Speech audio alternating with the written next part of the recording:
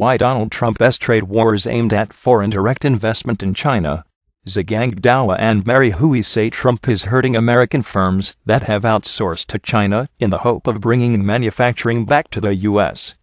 Beijing has to give U.S. firms reasons to stay.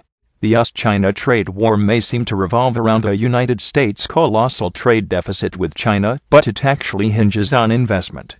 Grasping this is key to making sense of why each country is acting the way it is. To better understand the dynamics of the trade war, let us turn briefly to China's economic history. The roots of today's trade war reach back to the late 1970s, when China launched expansive economic reforms and threw open its doors to foreign investment. It set up so-called special economic zones, where tax incentives were offered to attract foreign investment. From 1978 to 1999, China basically served as a low-cost production base for foreign multinationals. China's entry into the World Trade Organization in 2001 was a watershed. It removed uncertainty over tariffs on China's exports. China has become one of the world's largest recipients of foreign direct investment thanks to a wave of multinationals offshoring and outsourcing to the country. Since then, its exports to the U.S. have accelerated. It follows quite naturally, though it is less known to the general public, that 41.58% of China's exports to the world in the first 6 months of 2018 were made by foreign multinationals, according to data from China's General Administration of Customs. In other words, China's huge trade surplus with the U.S. is mostly enjoyed by foreign multinationals. China's logic has been to first attract foreign investment, then export to the world. Perhaps U.S. President Donald Trump recognizes this. What worries him might not be the U.S. trade deficit with China, but the overwhelming amount of American direct investment in China, which hollows out the American manufacturing heart as China develops a full spectrum of manufacturing capability and overtakes the U.S. in technological innovation.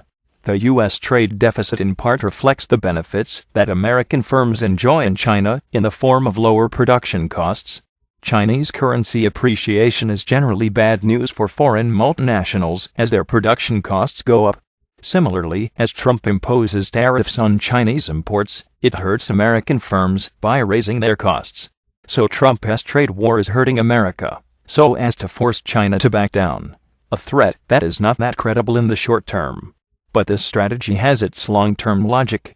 Banking on the appeal of China, as other economies contracted during the global recession, the Chinese government offered multinationals a deal: share your technology in exchange for having Chinese government contracts.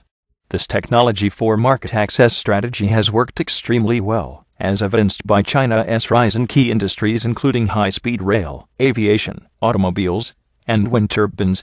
What many people don't realize is that, through attracting a huge amount of direct investment from all over the world, China has moved away from labor-intensive products to capital-intensive products, paving its way to world dominance in manufacturing. Knowing that American multinationals use China as a low-cost production base from which they export intermediate and final goods back to the U.S., what really worries Trump is China's ability to attract investment globally. American firms benefit from the rise of China in the short term, in the form of lower costs, but will ultimately suffer in the long run as China becomes more competitive. This is why Trump wants to bring manufacturing back to the U.S.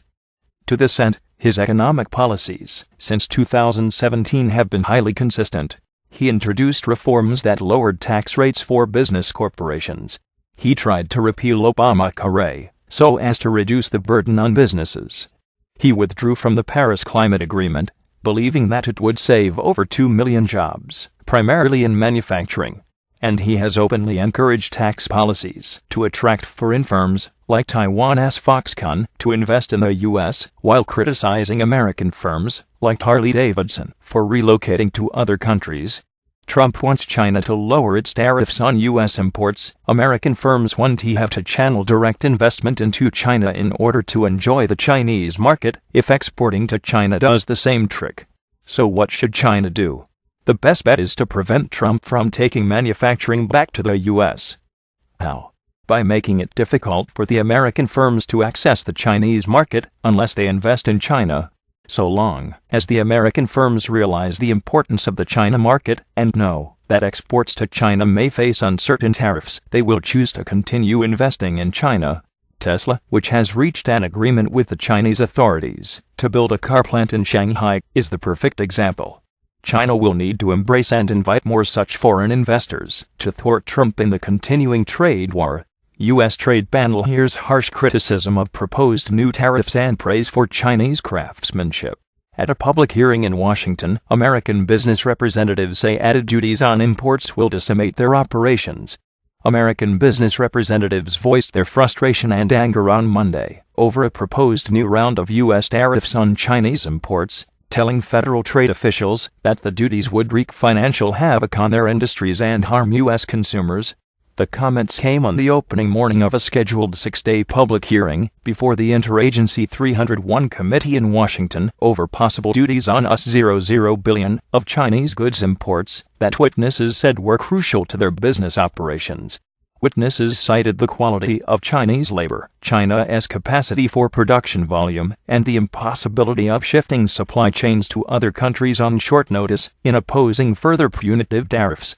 The public hearing of opposition to the tariffs came on the same day that U.S. President Donald Trump said he had no time frame for bringing the trade war to a close.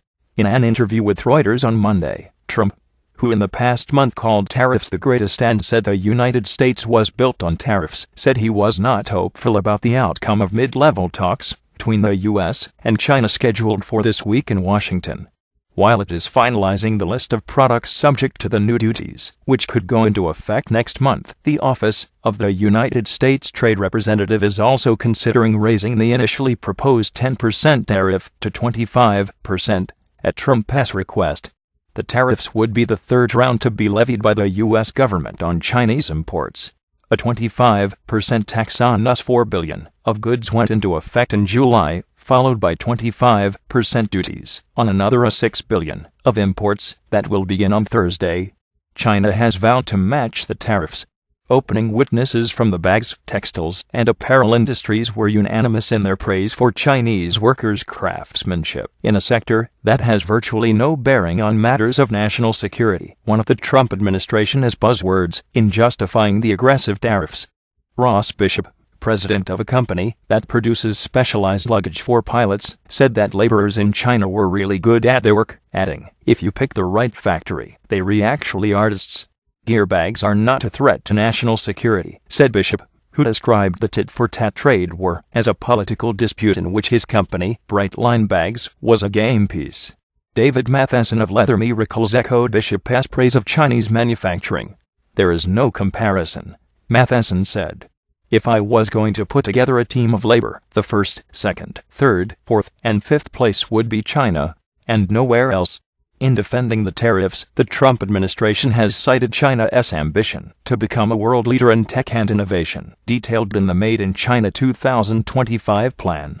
But that justification has left many people in lower tech industries scratching their heads at the inclusion of their products in the proposed list.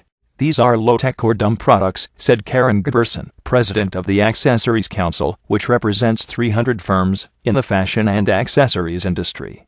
Her members do not import goods produced in any of Made in China 2025 destined sectors, she told the panel.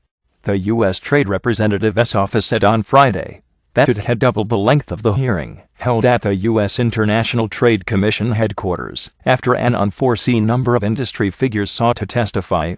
Written statements will be received until September 6, after which the 301 committee will deliver its recommendations to the USTR. The committee is named after the Special 301 report into intellectual property rights released by the USTR in April. The number of people wanting to be heard speaks volumes about the damage that additional tariffs will do, the U.S. Chamber of Commerce said in a statement. Over 6 days, the panel will hear from more than 350 people, including representatives of companies like Logitech, Fitbit, and GE Appliances, as well as academics and legal experts.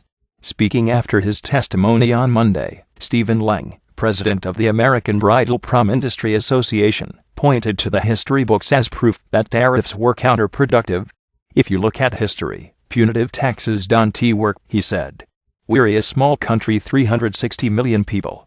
With all the other countries around, China is just going to go into business with the other countries. Lang, whose association works to protect its more than 400 industry members from counterfeiting and fraud, was emphatic about who should be blamed for the trade dispute and his concern for those who are becoming collateral damage. If you really wanted an economic war, then Trump would probably roll out the ships, he said, using an expletive to refer to the president. What he is doing is saying, hey, I am going to shoot you. All you 20 Americans line up in between because I have to shoot you too.